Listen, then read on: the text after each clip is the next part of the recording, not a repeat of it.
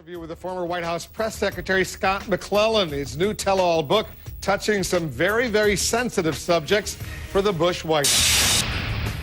You revived the whole issue that had been dormant for so long, the president's alleged cocaine use. And among other things, you write about a conversation you overheard in which the president suggested, at least according to your account, he doesn't remember whether or not he ever used cocaine. And then you write this, you say, "So I think he meant what he said in that conversation about cocaine. It's the first time when I felt I was witnessing Bush convincing himself to believe something that probably was not true, and that deep down he knew was not true, and his reason for doing so is fairly obvious: political convenience." I guess the question is, A, do you believe the president actually used cocaine as a young man many years earlier? And B, why revive that issue in your book right now?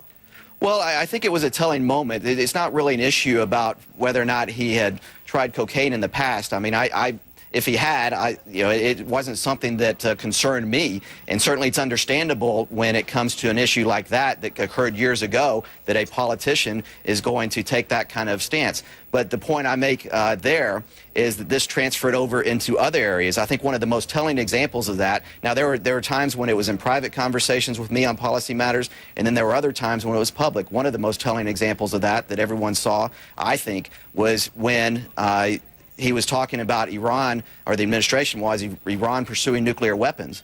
And it came out that there was a national intelligence estimate that said that they had suspended their pursuit of nuclear weapons even before the president last spoke about that. And then the president was asked, when did you learn about that? And in a news conference, and he said he didn't remember. And I just think that that's the president convincing himself so you saw a pattern.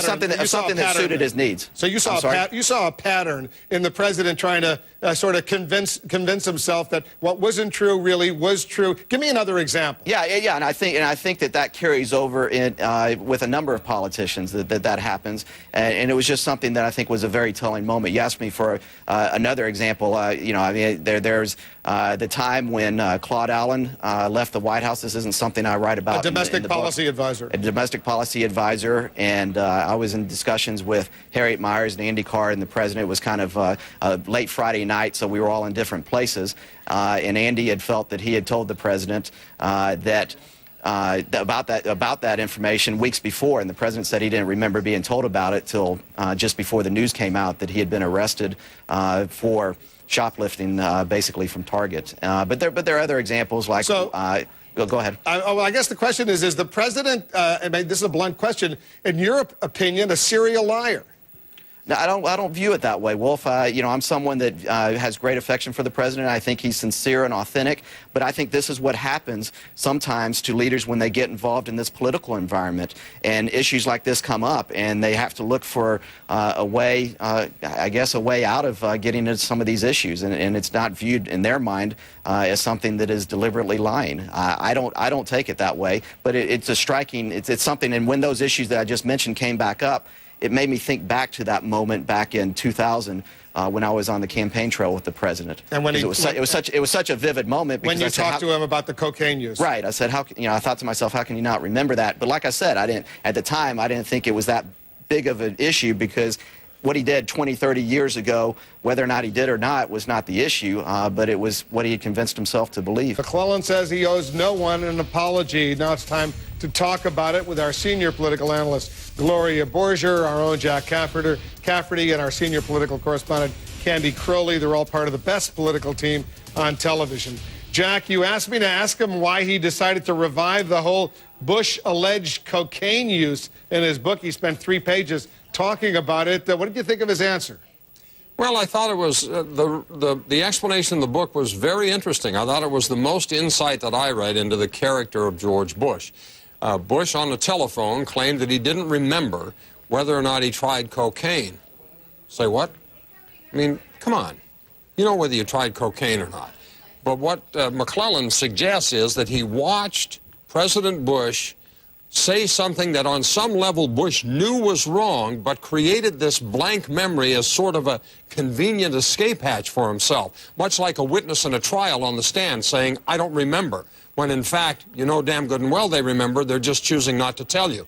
And he said that he saw evidence of that in other issues at other times about incidents that were much more important and critical to the welfare of the people of the United States. The most recent example was when he was told a few weeks ago, hey, there might be $4 a gallon gasoline by spring. He goes, I didn't know anything about that. Really? Yeah. Gloria, you've had a chance now to digest this bombshell of a book. You've seen the interview we just did with him. What do you think? Well, it's kind of interesting to me because on the one hand, Scott McClellan says and writes that he believes Bush is authentic. But on the other hand, as Jack was talking about in terms of this whole cocaine use issue, he describes him as just another politician who practices self-deception, who essentially begins to invent a lie in his head and then believes it so he can say it's the truth when he talks about it. So it's clear to me that this guy is sort of conflicted, really, about how he views President Bush, because he goes out of his way to say nice things about him in the book, but then says something like this and portrays him as just another Paul. And as you know, Candy, he was once a real true believer inside that Bush inner circle, and he came across as someone, you give him the talking points, he'll go out there and read them, and no ifs, ands, or buts. Absolutely. And I think, look, Scotty goes back with Bush to his governor years. I mean, he precedes the election. So he has known George Bush for an awfully long time. And I think what was interesting about that interview, if we didn't know before what set him off, I know he says, well, looking back on it, but what set him off was the whole Karl Rove Scooter Libby thing, when he went out there and lied to people not knowing that he lied. Press secretaries don't like that. Everybody that covered the White House at the time when Scott was there understood that he was not in the loop. But I don't think he understood that people would stand in front of him as he tells this story and flat out lie to him. And I think that's when this book started to be written. You know what it was a little bit like to me? A kid seeing that his hero had feet of clay. Right. He idolized George Bush. He joined him, as he said, when he was a young political operative, wide-eyed, idealistic kid. Bush was a god in Texas, 77% approval ratings. Then he becomes president. They all move to Washington. I mean, you throw down your life for this guy. He's your hero. And then all of a sudden, a little bit at a time, you see these layers begin to be peeled away from him, and you find out he's just another guy out looking out for his own bacon first and yours not first at all. It was almost like he gradually became disillusioned with this guy that he absolutely worshipped. Yep. So not only was he disillusioned, but he feels like he was used. Yeah. As Candy was pointing out, he was the guy out there hung out to dry, and these people used him, and they knew they were using him. And he says that might even include the Vice President of the United States and maybe even the President.